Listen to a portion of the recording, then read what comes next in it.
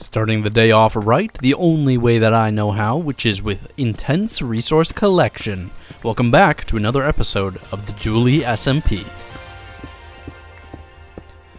Today, we are going to be doing a few things that involve redstone, which is mainly just finishing up the amethyst crystal farm, so I had to actually go out and collect a lot of redstone. We did wind up catching a lot of, we did wind up collecting a lot of blue shiny rocks, though, which are, feeling pretty useless at the moment, because it's not like there's shops on my SMP or anything, so they're literally just used for decoration blocks. But that's okay, because honestly, diamond blocks are a pretty cool decoration block, and I do plan on using them in the future. Anyway, yeah, we collected a lot of quartz, as you can see here. We collected many other types of ore, especially redstone, which I was happy about, and I immediately put all of that stuff to work, refilling my supplies, because I had to craft just a bunch of redstone materials. And I put them to use basically immediately after I crafted them, because we headed straight to the amethyst farm, where there were a few spots I wanted to add just a couple more compartments, and I thought I would actually include the process of me building some of these, because I really didn't include the process of me building any of these, but it is a pretty tedious project, whichever way I want to say that, and it does take quite a while to make them, especially since it requires so much specific placement of observers and stuff, and they can be quite finicky. Nonetheless, I've built so many of these that I've got the building down pat for these, so I basically memorized the design exactly and can build them very easily, besides the fact that I need scaffolding, which I've decided was crystal blocks in this case. But I actually decided that it would be a good idea to breed up the allays just to get a couple more in the farm, because I was awfully concerned that they could get stuck with all the additional farms I just added. So of course I went over to my neighbor's house and just borrowed his music machine just for a couple moments here, and I was a little confused on how to do this, because you actually duplicate them by giving them an amethyst crystal, but they were already holding amethyst crystals, so what I had to do was take away the amethyst crystal and just give them a new one, and then give them another one to hold, which you'll see in just a second here. See, I duplicated it, and then I had to go hand the crystals back to them. So we made it there in the end. Okay, so I think I can call this farm pretty much done. As you can see, I've been doing a lot of decorating. We just have to decorate, that's all we have to do. But in terms of functionality, this farm is done. I don't think I can add any more compartments or machines, whatever you want to consider these or call these. Maybe if I tried really hard, I could squeeze one or two more in. But I did manage to put another, oh geez, I don't know how many it was actually. I think it was 6 or 7 of them. So we have basically completed everything. We also, of course, bred up the allays, so there's 4 in here. I just did that because since I added even more machines, I'm a little bit more concerned about them getting stuck. But I have been AFKing, and I haven't seen any of them get stuck just yet, so it's been working out pretty good. Anyway, jumping to the decorating portion of things, I've got a few options here. As you can see, I made this is actually where I started. I made this little palette of blocks, and I was originally planning of making the walls like this, and then inverting this, so starting from the amethyst crystal, which I would probably make like 3 amethyst crystals wide. I would then do white concrete on top of that, and then follow it up with the calcite, I believe that is called, right? Yes, calcite, and then diorite, going completely inverse until the smooth basalt is at the top. But I've realized that doesn't actually like thematically make any sense in terms of how geodes actually generate, and when I realized that was when I was doing the flooring, because I was testing out this build palette to see if it would look any good right next to each other, because just because this one line looks pretty okay doesn't mean that if I make the whole room look like that it's going to look okay. But I tested it on the floor. I do like how it looks, and honestly it's funny how that winds up working out with the purple carpets in the middle. Did not intend for that, but amazingly it does work out very well. So this overall does look great. However, of course, what I was saying is that it thematically doesn't actually make sense, because if you think about a geode, the way that they generate, you've got the amethyst crystals, and then it has like a sphere in the center, and then it's surrounded by the smooth basalt and calcite and such. So if I did it in this way, it would look really weird, because then you'd have a ring of amethyst on the outside. Although I think that would be a pretty cool and artistic interpretation of the geode, so I may just do that anyway. My only other option would be to basically just do a gray palette that goes back and forth between dark like blackish grays and light grays in the middle, and then dark blackish grays at the top again. I don't think that would look nearly as good, or maybe I could do like a blotchy type style where it's just blotches of different colors inside of the smooth basalt. But I think I'm still going to go with this block palette for the walls, and just have it be kind of an artistic interpretation of a geode, because I think it'll look a lot cooler when you're in the farm, and you know, you'll like enter and you'll look around and be like, wow, that is pretty cool looking, instead of it just being dark with all these machines in here. As you can see, I am adding a random amount of variation. You can see in the walls even. I started with different amounts of smooth basalt, and from there on, I've also been adding random amounts of the cobbled deep slate, although in most places it's just one. But yeah, as you can see, there's two here, just random amounts. And as this wall like goes, or I guess as the wall or as the floor goes on, I try to even it out more, so you wind up with a more perfect circle in the middle, whereas back here it's a little bit more chaotic, but once you get up here it's more flat and smooth, and that is by design. I think it's turning out pretty nice. I think if you left it a little too chaotic all the way throughout, it would look too messy. So yeah, I think evening it out over time is a nice middle ground. But yeah, we're going to go for that, and I'll check in on you guys as this progresses. All right, and we're back. As you can see, we have finished the entire build. I really like how this came out. I had some other ideas on how to do this build while doing it, but I thought I would go with this one, and if I really didn't like it, I would destroy it and redo it. But no, I actually really like how this came out, even though it kind of makes no sense, but I think it looks cool. I think it looks much better than just like a dark room, or dark room with some amethyst scattered throughout it. There are some spots that I need to work on, like I don't like how much the band jumps up there. Definitely something I've got to look at, but I think for now we are calling this build completely finished, because not only is the main farm room done, which is absolutely wonderful, by the way. I just can't stop admiring this. I'm very happy with how this turned out. But if we come out here, oh, stay in there. Okay.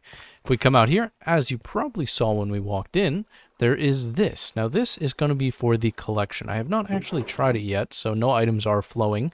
But yeah, obviously the items will fall down into the hopper, and then they will eventually make their way over here. I just want to quickly mention that that barrel there is specifically for overflow, and that redstone block is to prevent this comparator from turning on all the time. So basically that this redstone lamp will only turn on if this barrel is completely full, which means that it's basically about to overflow, because then you'd only have the space of this hopper left. Because if we go down here, you'll see we just have a simple setup. Here's the hoppers where the allays drop items into. There is a lot of stuff. I've put a lot of blocks. These are all blocks that were made from the farm. But I put a lot of blocks into here for testing purposes. And I guess we can test it. So the idea here, quickly, I just want to mention, is this comparator will go off anytime there's an item in this dropper, which will activate this piston. And the idea here is it's literally just going to be one of these kinds of clocks. And it does look like the items are flowing pretty good. There is water there, I promise. It's just not loading because sodium has some issues with double transparency. But yeah, there is water. There is ice at the very end because it was an awkward distance. I think it was, it must have been 18 blocks, because there's one source of water there and one source of water there, and then there was 2 extra blocks that I had to travel, but there's just simply some ice to solve that, and then a water column or bubble column upwards. And I guess let's go actually make sure that items are making it into here, because if they're not, it's going to be a problem. Yes, it does look like they are just straight up making it in. Yes, very nice. Okay, so all the items are just straight up flowing in, which is fantastic. I'm very happy to see that. We are going to go take those items out then, because you know, it's working. I don't need all of those items to flow through there, and I would like to just doubly make sure that this is going to turn off when all items are removed. There we go. Works perfectly fine. Let's double check one more time. Make sure that all of those shards just made it up here. They made it before I could even see. I believe they're probably all in the hopper. Also, considering that was going at full speed, that's very funny, because there's absolutely zero chance that it will ever be firing that quickly. because this farm is a lot slower than that. But that's good to know also that there's absolutely no way it can overflow. Accidentally testing for that. But yeah, there we go. The farm is done. We've got the collection here, nice and fancy smancy.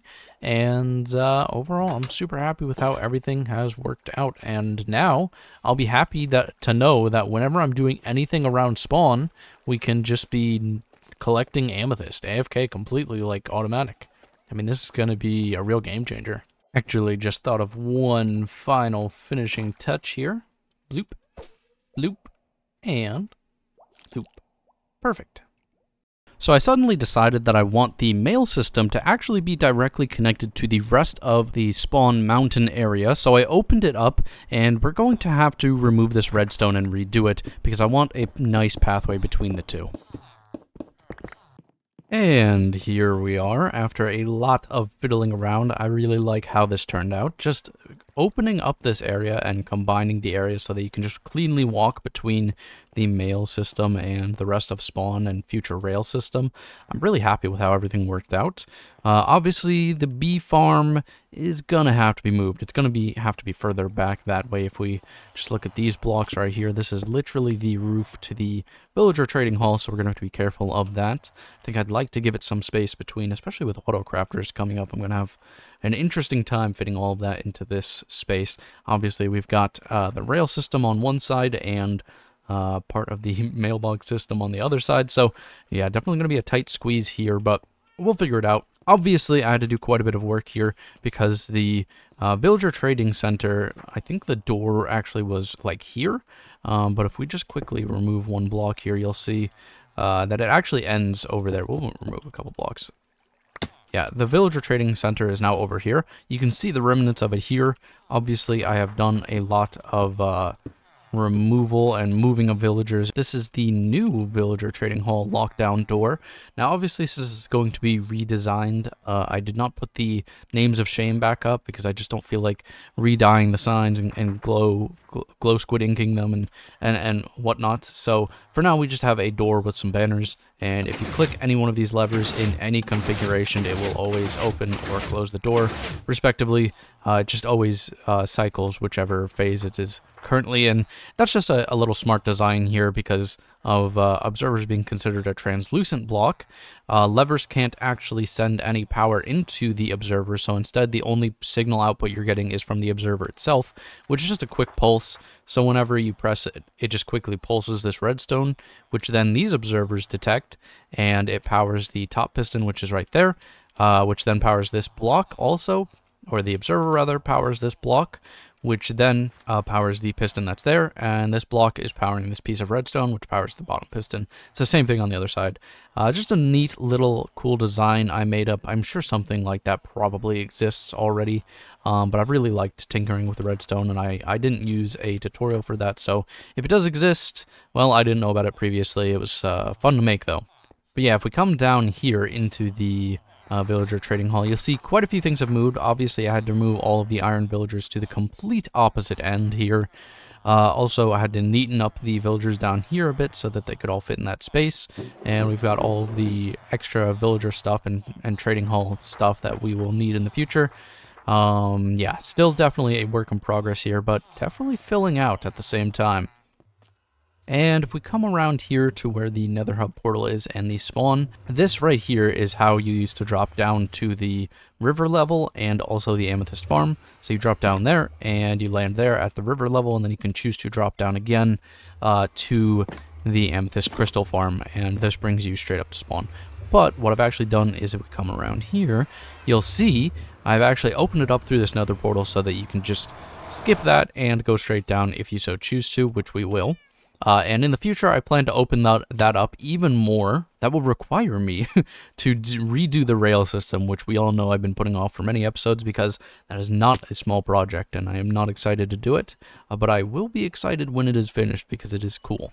But I thought I would just come down here to the amethyst farm and we could just kind of watch the allays do their thing while I talk about some server changes on 1.21. So obviously 1.21 has a release date now, and I've been prepping the server for the update. I'm going to have to do a lot of admin work, including chunk pruning of chunks that are or have not been played in for pretty much any amount of time.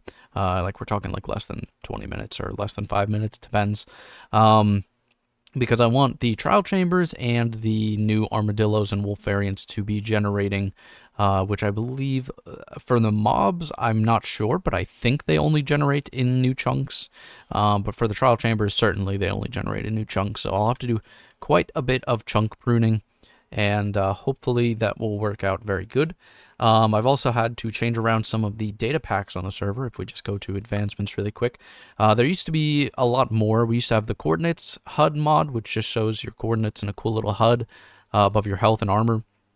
That had to be removed because I'm unsure of its compatibility with 1.21. It'll probably be added back at some time in the future once an official version comes out for that version, but for now it's just removed. So the only things we have now are redstone recipes, coral recipes, and anti-enderman griefing, because those should just straight up be compatible. And I've also edited the data packs to be compatible with the new update. And I'm trying to think if there's anything else. Yeah, obviously we're going to lose sodium. We're going to lose the free cam mod and shaders.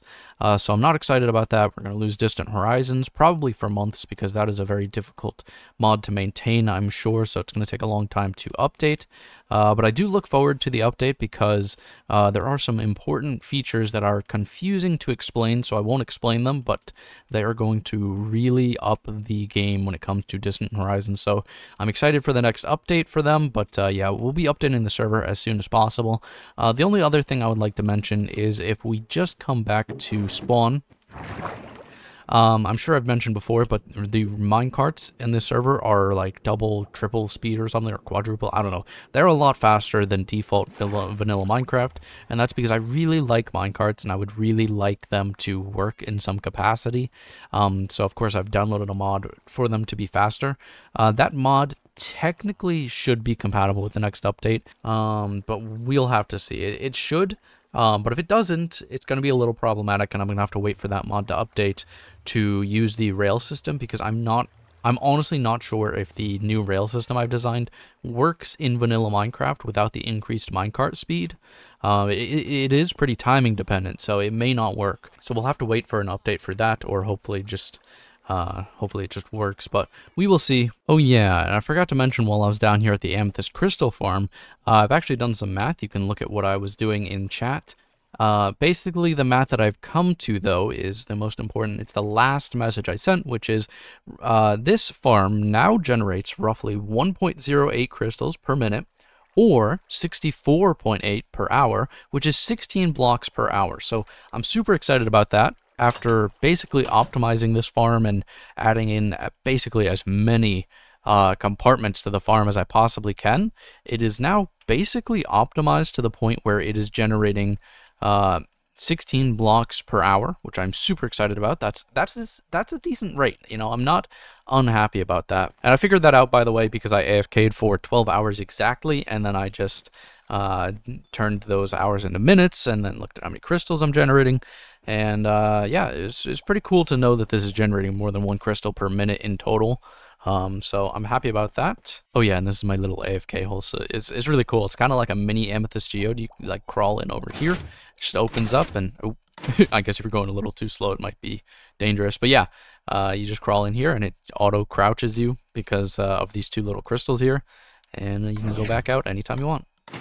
But yeah, guys, I think that is going to do it for this episode. I just want to thank you all so much for watching. It really means the world to me. Anyway, I will see you guys in the next episode. Have a great day, and goodbye.